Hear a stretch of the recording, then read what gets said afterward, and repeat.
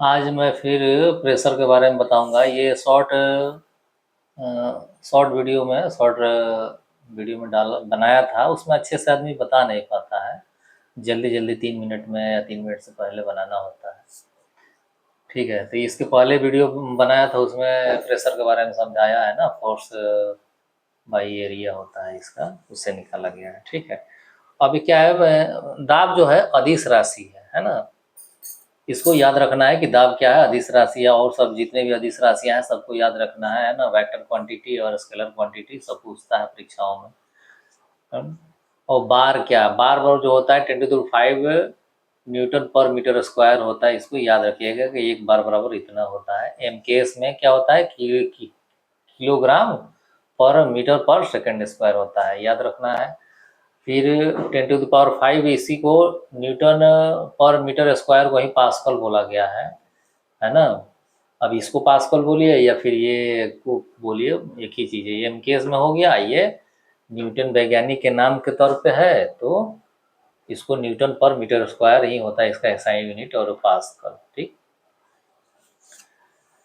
और ये 1 पास्कल बराबर 10 बरिए या बैरी होता है। ये सीजीएस यूनिट है, बैरी या बैरी। ये किसके बदले यूज हुआ है, ग्राम पर सेंटीमीटर पर सेकंड के बदले वो यूज हुआ है। ठीक है, जब इसको हम डेराइव किए इसके पिछले वाले वीडियो में, तो ये प्राप्त कैसे हुआ है, जैसे एमकेएस को हम जब सीजीएस में कन्वर्ट करेंगे ना, तो फिर ये आता है इतना 10 ग्राम पर सेंटीमीटर पर सेकंड स्क्वायर। ठीक है, तो इसके बदले ये बैरी या बरिए यूज हुआ है। ठीक, याद रखना है। तो 1 बरिए बराबर क्या होगा, इसको इधर ले जाएंगे नीचे बटे में, तो 1/10 पास्कल यानी कि 0.1 पीए से इंडिकेट करते हैं तो पास्कल हो गया। ठीक, इसको याद रखिए, है ना। बार, बार एक मैट्रिक यूनिट है, ऐसा यूनिट नहीं है। ठीक है, याद रखना है। बार क्या है, पास्कल से बड़ा यूनिट है ना। तो ये भी याद रखना है कि पास कौन सा इसमें बड़ा है, पास्कल बड़ा है या बार बड़ा है, तो बार बड़ा है पास्कल है। ठीक है, पास्कल क्या है, एसआई यूनिट है। और बड़े के तौर पे बार का यूज किया जाता है। जैसे पास्कल उसका जो डिजिट होगा छोटा होगा, इसका क्या है ना बहुत बड़ा डिजिट है, जिसको बड़े प्रेशर को सूचित करने के लिए बार ठीक रहता है ना।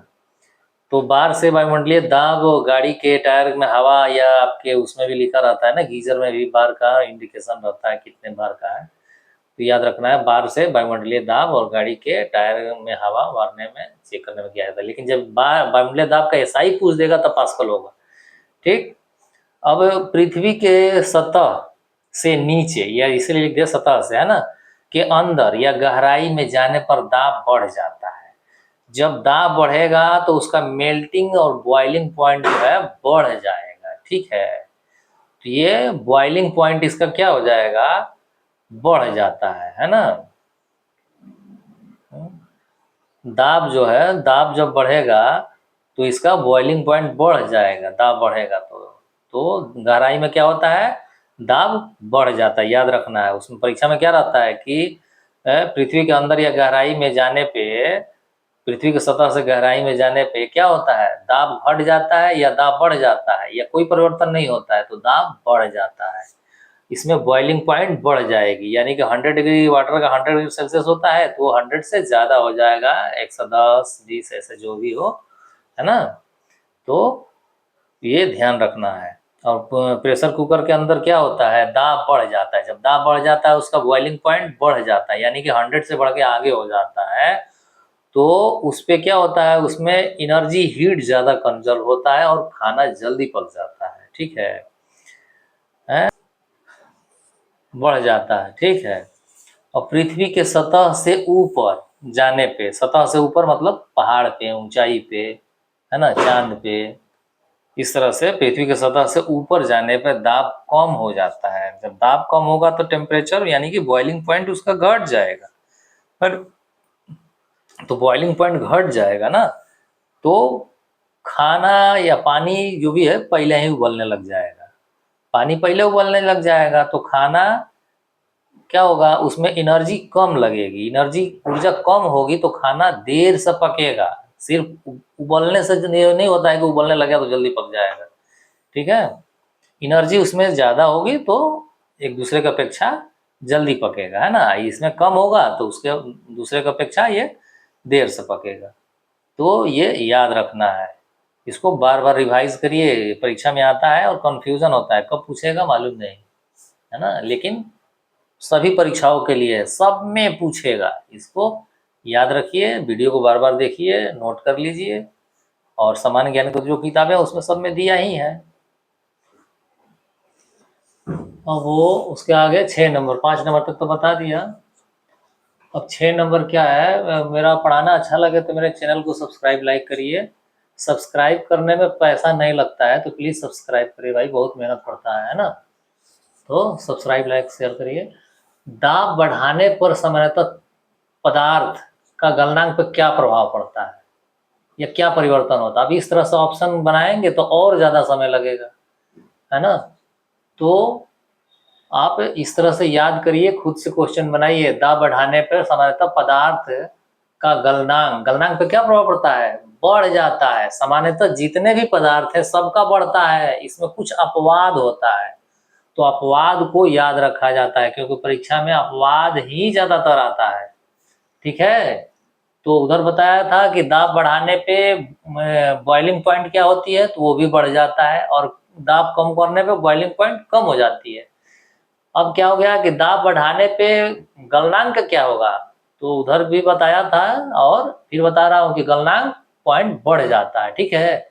लेकिन अपवाद है, क्या अपवाद है, बर्फ, बर्फ पर दबाव बढ़ाया जाता है तो इसका गलनांक, मेल्टिंग पॉइंट कम हो जाता है, ठीक है। ये VVI है, इसको याद रखना है कि बर्फ पे अगर दबाव, बर्फ पर दबाव का क्या प्रभाव पड़ता है। क्वेश्चन बनाइए खुद, मैं ही बना देता लेकिन बहुत समय लगता है ना। 8 घंटा ड्यूटी करके, अपना मेहनत मजदूरी करके फिर ये आकर रात को बनाना पड़ता है।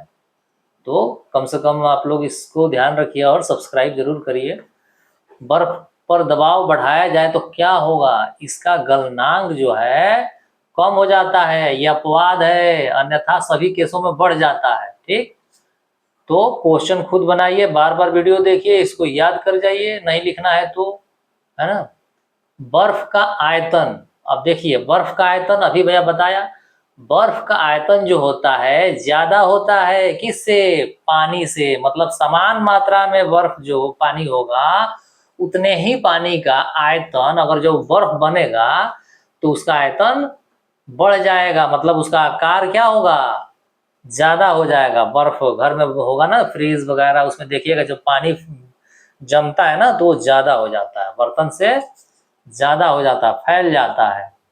तो याद रखिएगा कि आयतन किसका ज्यादा होता है, पानी का या बर्फ का, तो बर्फ का ज्यादा होता है, ये हमेशा ध्यान रखिएगा, है ना। और इसी का कारण, इसके कारण क्या होता है, ठंडे प्रदेशों में जहाँ ज्यादा ठंड पड़ती है बर्फ जम जाता है ना। ठंडे प्रदेशों में पानी का पाइपलाइन फट जाता है, क्या होता है, पानी का पाइपलाइन फट जाता है, क्यों, जब वहाँ पानी बर्फ बन जाता है तो उतने ही पानी का आयतन ज्यादा हो जाता है, बर्फ ज्यादा, बर्फ बन जाता है, बर्फ बनेगा तो उसका आयतन ज्यादा होगा। अब उसके लिए जगह चाहिए, जगह नहीं मिलने के कारण उसको क्या करता है, वो फैलता है तो उसको फाड़ देता है। तो ये भी क्वेश्चन आता है परीक्षा में कि ठंडे प्रदेशों में पानी का पाइपलाइन क्यों फट जाते हैं, तो उसमें लिखना पड़ेगा कि क्योंकि बर्फ का आयतन ज्यादा होता है, पानी जमने के बाद उसका आयतन ज्यादा होता है। तो ये याद रखिए, बार बार रिवाइज करिए। फिर स्केटिंग, जो बर्फों के ऊपर नहीं स्केटिंग करते हैं सब जा करके, तो स्केटिंग के समय स्केट्स के दबाव से क्या होगा, जब बर्फ पे दबाव बनेगा तो उसका पिघल जाएगा, गलनांक क्या होगा, कम होगा, तो पिघल जाता है और स्केट्स फिसल पाती है। मतलब फिसलती क्यों, इसी वजह से फिसलती है ना, क्यों, बर्फ पर दबाव पड़ता है वो पिघलता है तो फिसलता है वो, ठीक है। तो याद रखिएगा, बार बार रिवाइज करिए। ऐसा लगता है कि हम सब जानते हैं, पर आदमी परीक्षा में आता है तो सब कंफ्यूजन हो जाता है, इसलिए रिवाइज जितना हो सकता है रिवाइज करिए, खुद क्वेश्चन बनाइए। मैं तो बनाऊंगा ही, बाद में बनाऊंगा, है ना। वायुयान में बैठे यात्री के फाउंटेन पेन से स्याही रिस जाती है, वायुयान में बैठे यात्री के फाउंटेन पेन से स्याही रिस जाती है, क्यों, क्योंकि वायुयान ऊपर जाता है वहां दबाव कम हो जाता है, जब दबाव कम हो जाएगा तो स्याही बाहर फेंक देता है, ठीक है, तो बाहर निकल आती है तो वो रिस जाता है, कपड़े गंदे हो जाते हैं, ठीक है। तो ये आपको याद रखना है कि वायुयान में बैठे यात्री के फाउंटेन पेन से स्याही क्या हो जाती है, रिस जाती है, ठीक है। और वायुमंडलीय दाब किससे मापते हैं, बैरोमीटर से नापते हैं। वायुमंडलीय दाब किससे मापते हैं, बैरोमीटर से नापते हैं, इसको याद रखना है। दाब का एसआई मात्रक क्या है, पास्कल है, ठीक है। वायुमंडलीय दाब बैरोमीटर से नापा जाता है, लेकिन वो बड़ा यूनिट है बैरोमीटर, पास्कल जो है छोटा यूनिट है ना। 1 बैरोमीटर बराबर क्या होता है, 10⁵ पास्कल होता है, या फिर 10⁵ न्यूटन पर मीटर स्क्वायर होता है। उसको याद रखिए, बार बार रिवाइज करिए, इसको देखिए।